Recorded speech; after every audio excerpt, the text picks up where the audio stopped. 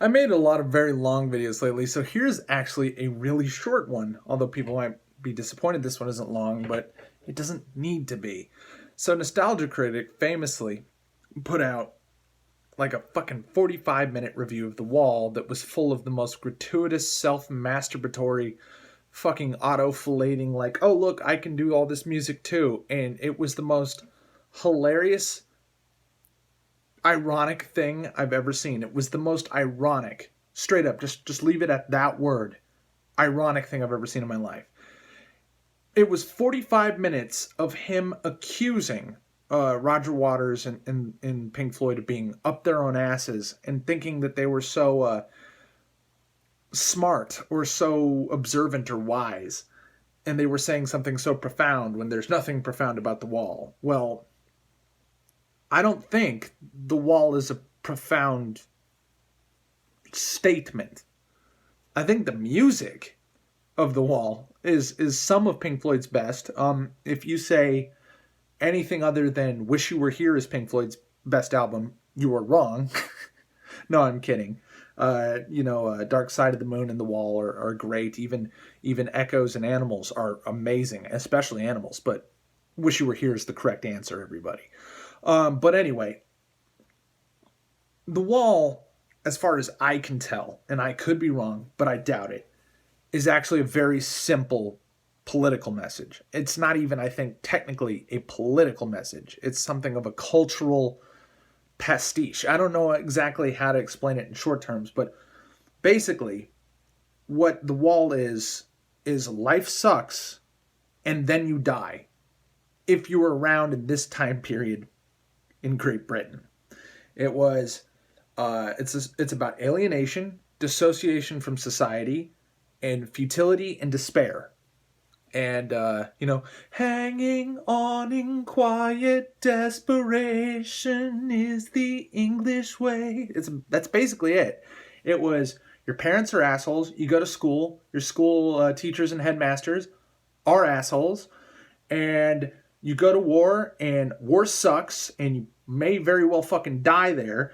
And you're told all this shit about we're fighting fascism, and what is fascism? It's the state being a bunch of pigs who control you, and that's what the Nazis are, and we're going to go kick their ass. And then you go home and you realize, oh, my country too is also staffed by pigs who fucking control me, and holy shit, it seems like everywhere you look is the bad guy.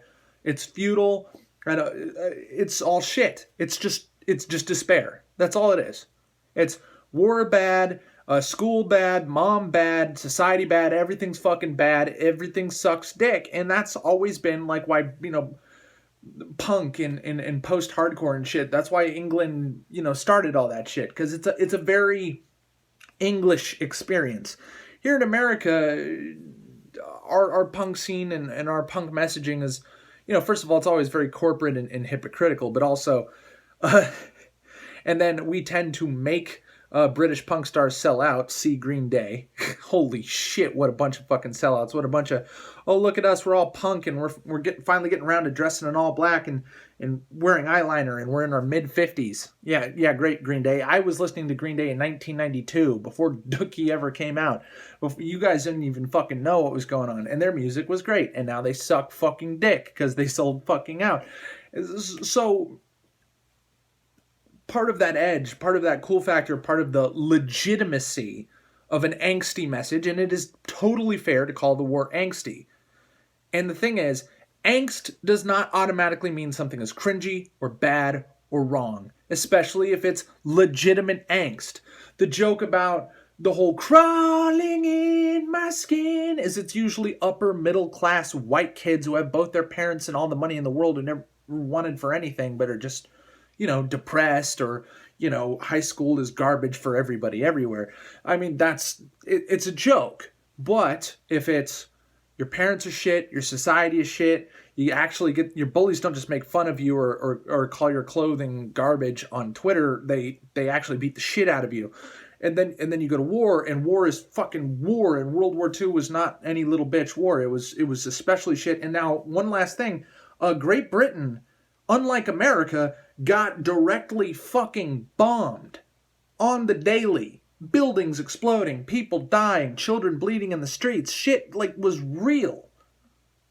So if you're saying, oh, fuck this album, it's despair, when in the close-up and in the pan back, everything just looks fucking ugly in that time period in Great Britain. The society is shit, war is shit, our governments, meet the new boss, same as the old boss. It's all the same bullshit.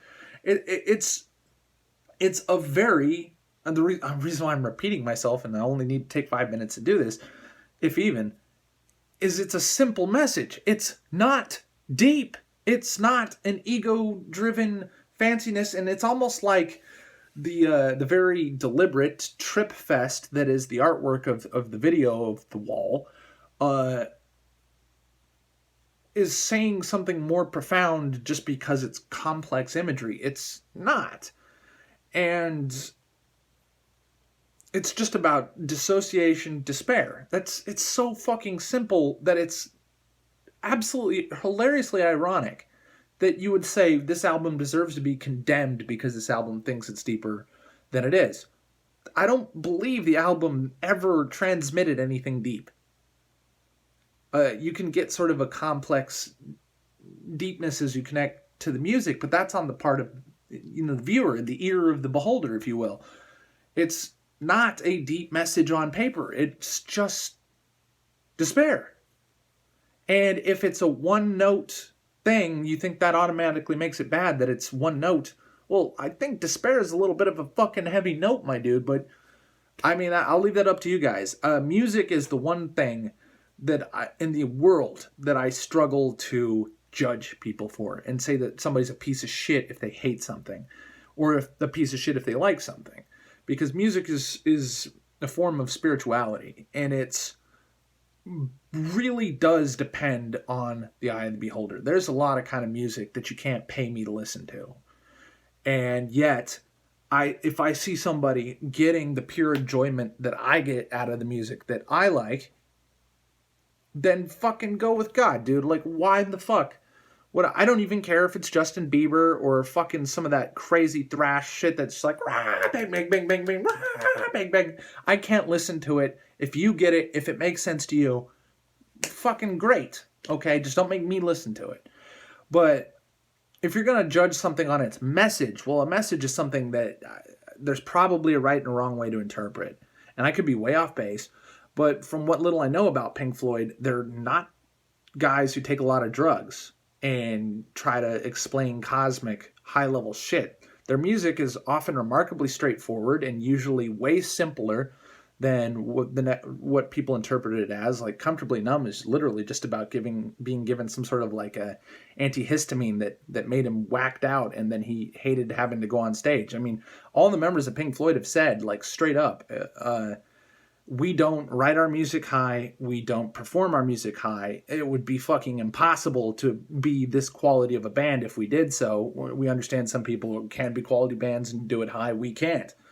And just because people who get really fucking high or trip face or whatever are the people who like their music means next to nothing about the people who are writing it. It's just, Nostalgia Critic was wrong about pretty much 100% of his video. And it's just disgusting, and it was totally gratuitous. And it was a shame that he had Corey Taylor, which... the guy from Slipknot, which some people think is amazing. I do not like Slipknot's music, but he sucked in it just as an actor or whatever.